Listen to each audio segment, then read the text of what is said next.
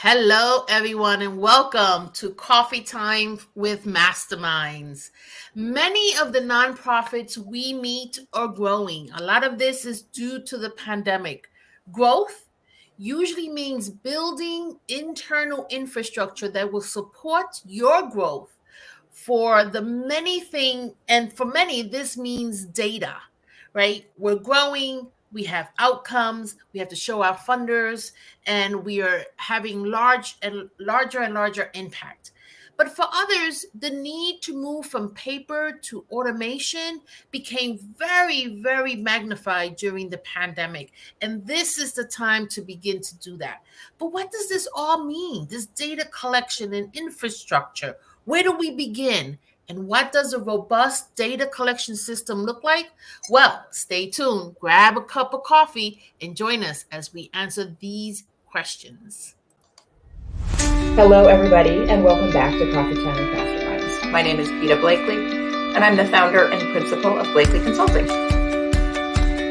Welcome to Coffee Time with Masterminds. I am Cynthia Rojas, founder and principal of To Your Growth.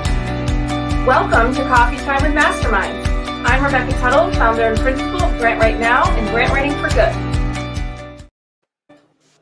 Hi, everyone. How are you? Welcome to Coffee Time with Masterminds, a 30-minute conversation with leaders of mission-based organizations where we talk about leading during complex times. And I am joined by my co-hosts, Peta Blakely and Rebecca Tuttle. How are you? Good morning. Good morning. How are you? I'm good. We want to welcome our listeners in the U.S. as well as those in Australia and all over the world. If you are watching or listening, please let us know your name and where you're from. We always like to hear where our listeners come from. Okay, so we are launching our evaluation series, and for the next 6 weeks or several weeks, sorry, I haven't counted. We will be focusing on all things evaluation. We love that topic, if you haven't noticed. We love it.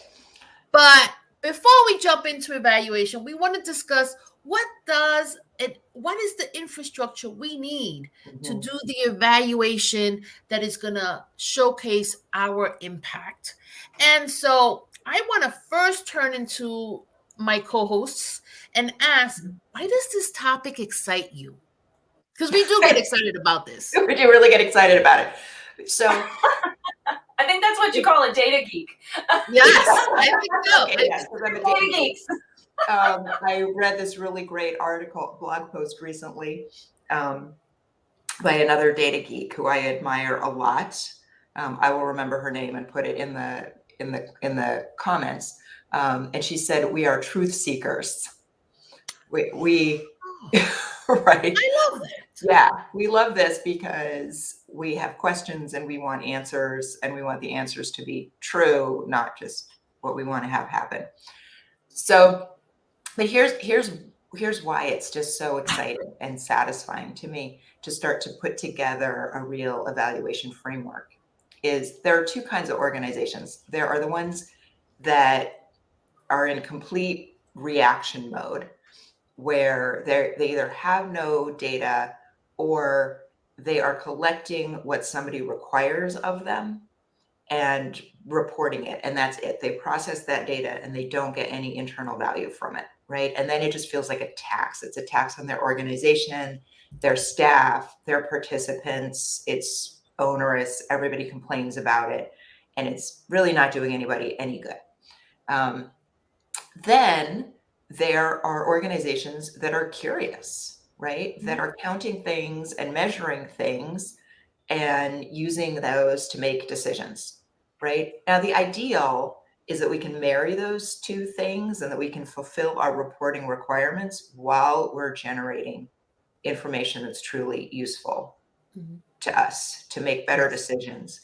And the reasons we want to make better decisions is so that we can serve the communities better, right? So we can show up more effectively, and so that we can reduce extra effort in our organization. If everybody is doing a whole lot of extra work, and you haven't asked yourself questions like, what is the essential thing here? Or what could we possibly drop here? You're probably doing more than you have to do, or, expending energy in unproductive directions, and you can conserve some of that stuff. So your staff can do better, your community can do better, your organization can do better, right? It's Yes. just, and your participants can do better, right? It's a huge opportunity, and one that is overlooked so much in so many organizations. I think Oh, so. Renee is with us. She says good morning. She just popped out real quick. Good morning. Oh, hi, Renee. How are you? And All Mom's right, here Rebecca. today. Rebecca, why does data collection or anything evaluation excite you? Because it shows that we're actually on target, or that we can re-strategize where we're going with our grants, that we applied to a funder to make this difference, and are we getting there, or do we have to shift a little? I think there's nothing more exciting than showing your community as well as a funder that you are on target for your outcomes. You're making that difference. Yeah. Yeah. And so I wanted to ask with that question, because I often get fear. People become fearful around data because they're afraid of what it might unveil. And yet, I can't imagine anything being more exciting. And I mean, that's a big statement I just said. Well, Do not I tell my family. why nothing can be more exciting is because that's the proof that you're doing the important thing that you're doing, Yeah. right? Yeah. I mean, Yeah.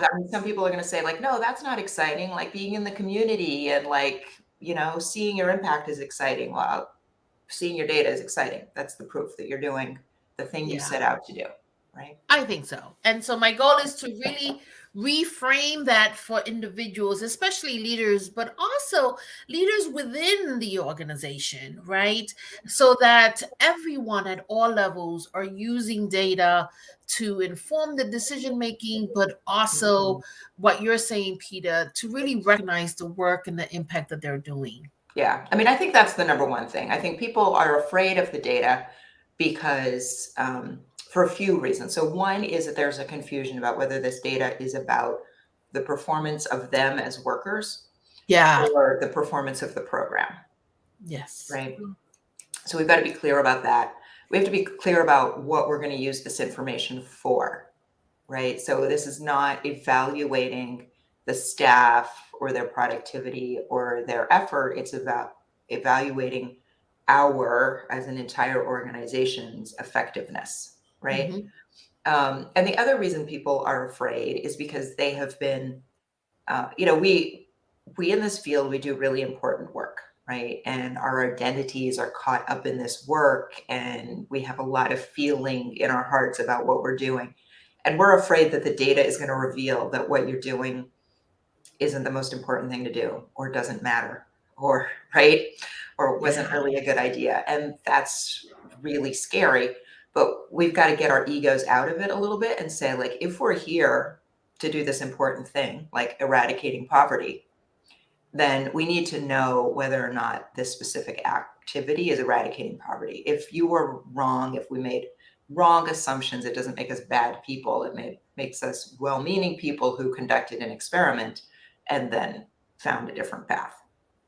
I was going to say testing the data. You can also use data to, even if our data is less than favorable, meaning it wasn't what we anticipated it to be, there's been so much adaptation we've talked about on this show, but also in the world, right?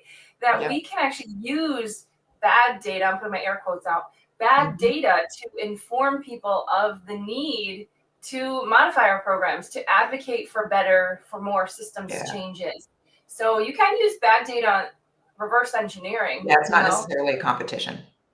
Right. Absolutely. And there's a factor analysis that could complement your findings. And so once you know what's happening or what the impact is or not, right, then you bring people together and you begin to drill down what might be the factors that are contributing or coming against your ability to create impact.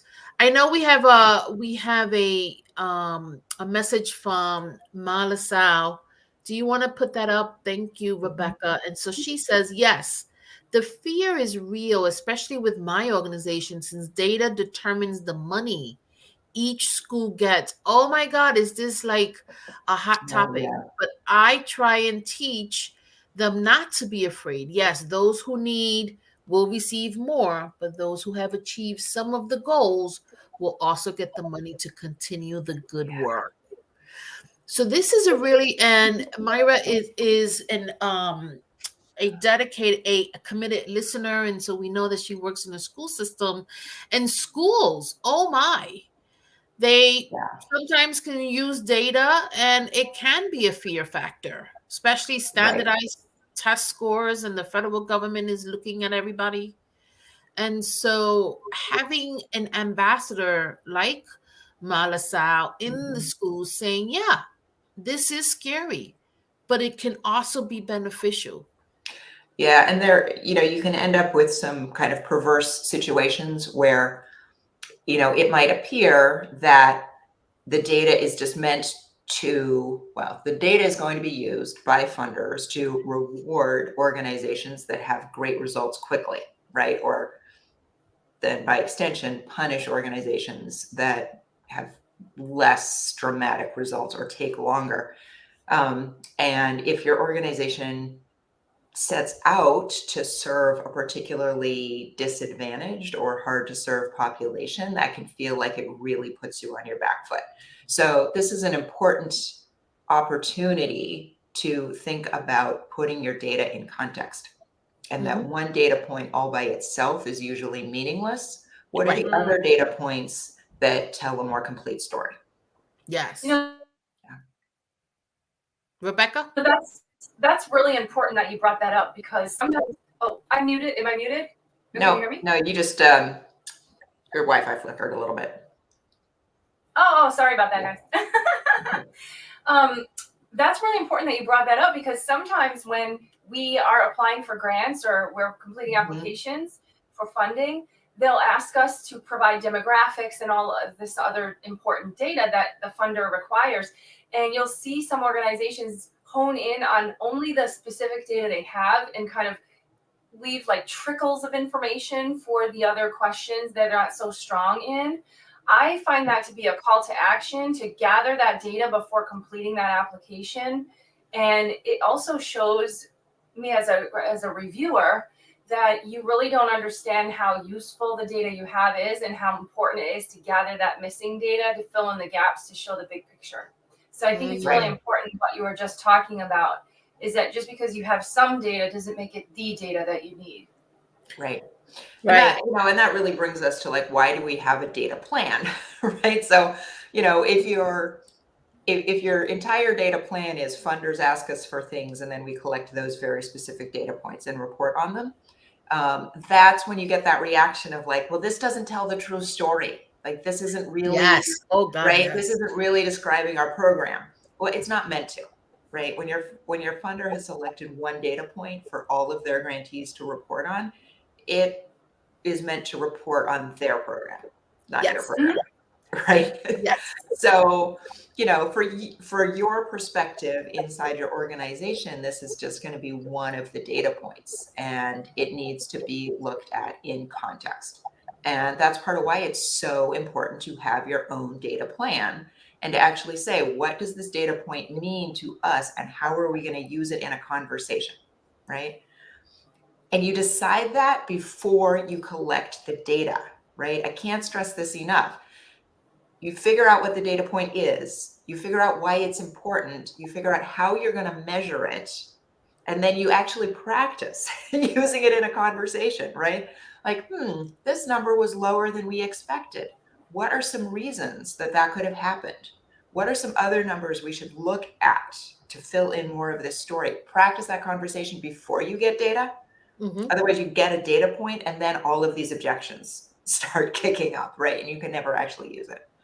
Yeah. And to go with the theme that you're saying about a data plan, a data plan where it's what your funders want, is not necessarily a data plan. That's a compliance plan, right? So if you're Right. only collecting data Yep. for your funders, wow, kudos to you. You have great compliance. But That's a that's good not a start. You data have the plan. infrastructure to have a data plan. Yes. And so I appreciate, Peter, what you're saying about the oh God, I just left my thought. Go ahead, Rebecca. You were gonna say something. Oh no, it's fine. I think here is a prime example. We talked about budgets last week, about changing your budget or including in your budget things that are important to your organization to help move it forward. There should be some data training, data collection. I mean, Peter, you offer training in this area for you teach students this all the time, and so incorporating that, I think, is going to be more important now than ever. And just to revisit the conversation about the schools, there's going to be so many gaps in data for schools. A lot of them are doing away with standardized testing. And so what are the new measures of success for students? There's so much learning. There's so many learning gaps now. So how are we going to measure that? This, I believe, is the prime opportunity to refocus your data, re-emphasize the importance of it. I really believe that. Yeah. Rebecca, I'm curious. So you work with a lot of organizations and you help them with their funding and their grant writing and things of that nature. How do you deal working with an organization that's applying for a big grant, but they don't have the data collection infrastructure set yet? How do you balance that in your work? Sure. Well, simplifying, you have to start with what you have and try to get to what you don't know, Yeah. and without reinventing systems or, creating obstacles for yourselves. But what's realistic for you? A funder doesn't want you to solve world hunger necessarily, but they want to know the impact that you're making in world hunger if that's your mission as an organization. And it couldn't, it may not be that you are providing meals, but rather you are connecting, as maybe case management services or other services, families and individuals to receive those meals. So what is your participation in the impact? How are you going to make that impact? That's what a funder wants to know. So I'm not a believer in setting the standards so high that they're unachievable just to impress a funder. 85%. That's such an important point. I get so much pushback when I tell people, like, if you're working on the issue of world hunger, you should be measuring world hunger. How much hunger is there in the world? And they say, right, we can't measure that because we are not going to solve it. And I say, doesn't mean you're going to solve it. It means you are taking responsibility for putting yourself on the side of the people and organizations that are going to solve it, right? Knowing how big that problem is lets you, one, advocate for funding around that problem. Two, cite your organization appropriately in the world of organizations and individuals that are working on this problem, right? Yes. And three, track the problem. So you can say intelligently things like, well, we haven't addressed the whole entire problem yet, but we're making progress in this specific area. We can see, like, there is a little bit less hunger where this coalition has been working than in other areas. Or we can say, look, due to these global events, the problem is getting worse. My dogs are starting a wrestling match in my office now. Right, due to outside factors, which you should have an eye on if this is your issue. This is getting worse, and we need more funding. Like, we need more resources. We need more support. Those are all arguments that you want to be making, right? Tracking your problem does not mean you've taken responsibility to solving the entire thing by yourself. Yeah. I have an example that might be helpful, and I do a lot of grant review, and I was reviewing an application on Wednesday, and I always scan to see, are there opportunities that are missed that we could emphasize the importance of the need of this particular grant or project or program? And one of them that came up was, and I wrote it down here, the writer had said, there is a huge need for X, Y, and Z in the community. A recent report tells us so, or however they framed it. It was a little awkwardly written.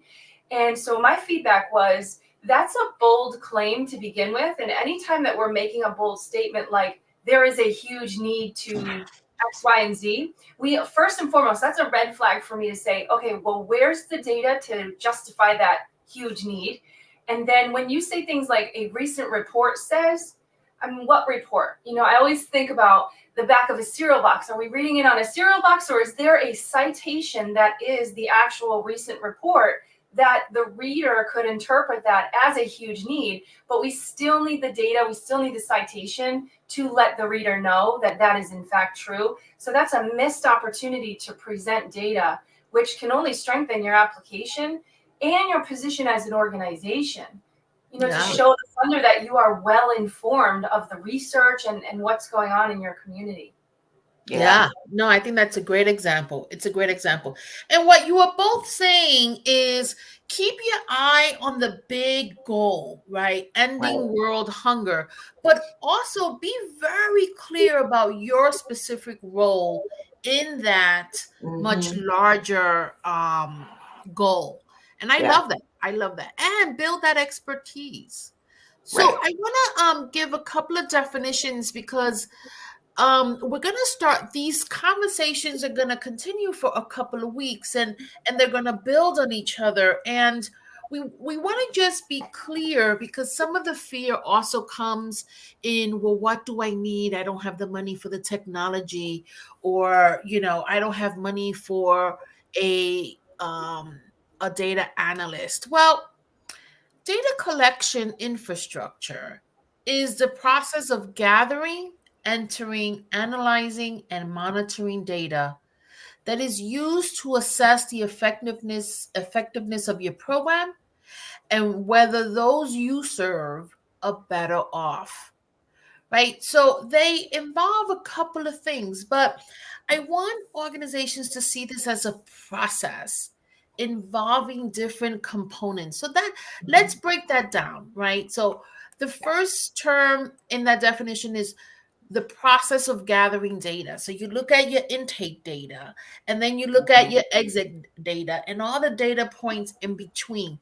I have to tell you, this is really interesting. I was working with an organization where I was developing an evaluation plan for, and helping them think about their data collection infrastructure. And the first thing they told me is, oh, we don't really have a lot of data. Well, when I looked at all their assessments and all the data points, that part of my report was 4 pages long. They were so excited. They had no idea how much data they were already collecting, but because it wasn't centralized, they assumed they weren't collecting data or the right data. So they're actually not starting from ground zero, which is a great feeling. And then A there's lot of times organizations forget about that administrative data, right? yes. So data that you create in the course of doing your job, right, is called Yes. administrative data, right? So if I'm a personal trainer and I weigh and measure you at the beginning, and then I weigh and measure you 6 weeks later, right? That's administrative data. Like, I couldn't really have done my job without that. So as opposed to other data that we just create for the sake of data, right? There's this tendency to forget about it, right? Like, there's all that administrative data, and then we go and collect other data and distribute another survey, to create like the real data. Don't do that. That's taxing everybody, right? Yeah. It's Yeah. also collecting personal or unnecessary information just for the sake of collecting it on an intake. I think intake Yep. data is what I call the bottom drawer data. Fill out this Yep. giant form, tell us all of your information, and then we'll just put it in a file, And then we're just going to put it in a drawer. And that is like, it's not just inefficient, it's offensive, right? Right. It is really problematic. Your information and your data is your personal property. And there's a real tendency to think, when people are low income or otherwise marginalized, that their information is free and their time is free. And that's inexcusable. I love So that. if people come to your organization for help, and then you have them fill out a big form, and it's a big burden on their time, and it's a big burden on their personal information, you're doing it. There's something really ethically wrong with that. It's fundamentally extractive. So either have a plan for using that information or don't collect it. Yeah. I love that. I love that. And infrastructure also includes entering data. So here's what we're seeing. We're seeing that a lot of nonprofits are growing as a result of the pandemic. The increase in demand is just forcing them to grow. And therefore, automation becomes even more important, especially as people work from home. Or if they were operating from a manual process pre-pandemic, and then they had to develop some kind of hybrid data collection process, that might be this might be the time to really fine tune that process, that automation of your data. This is the time to do it. And then there's analyzing, and then there's monitoring, which is what Peter was talking about, making sure that you're looking at your data over time and what are the trends and what is it telling you, but also monitor for the quality. So I know Ma LaSalle has a comment. Yes, I'm just gonna go grab it. Sorry. Yeah. It's 2 parts. It's 2 parts. Okay. Mm-hmm. You want to read it, or you want me to? Oh, I'm sorry. That's okay. Yes, sometimes people are often turned off when they feel they have to start from scratch. Yeah. And she says, when I show them their data, they get excited and motivated. That's absolutely true. Yeah. You probably have a lot of data. Yeah. Yes. And that's, like part of my process when I work with clients is like inventorying all the data that already exists and putting it in their plan, which, might be a hard time to it's hard to picture what this plan might be. It's usually a Google sheet, right? There's a template, like what is the data point? What are we going to call it? How are we going to calculate it? What are we going to do with it? Right. And I like to inventory those. Yeah. That's really a plan. Yeah. And so because we'll be wrapping up pretty quickly, I just want to reiterate the components of a data collection infrastructure is one, let's look at all of your data. Look at all of the time points, all of your touch points, and see what are you gathering, and make a list either in a Word document or in an Excel document. So, and then you develop a process, a systematic process to gather data. You think about how and who's going to enter the data. Then you think about analyzing the data. And this could be really simple analytics. We do not always need a data analyst. And then you monitor the data for quality, but also for trends. Anything else, my fellow cohorts? Here's one thing I would add is that I encourage organizations to also have like a data wish list. Right? I was going to say development agenda, an RPM. Or a data agenda. So there is one list of the data points that we already have, and then there is another list of the data points that we would like to have, and not just oh, it would be interesting to know. That is not ever a good reason to manage, calculate, or collect any piece of data. But if I had this piece of data, it would be important in answering this important question, right?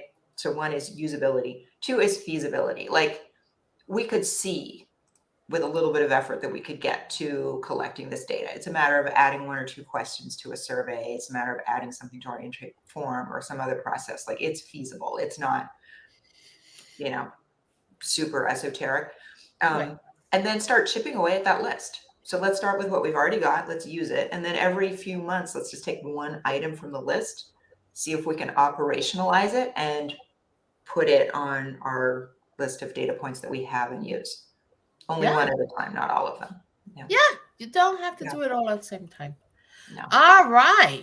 Any last words, Rebecca?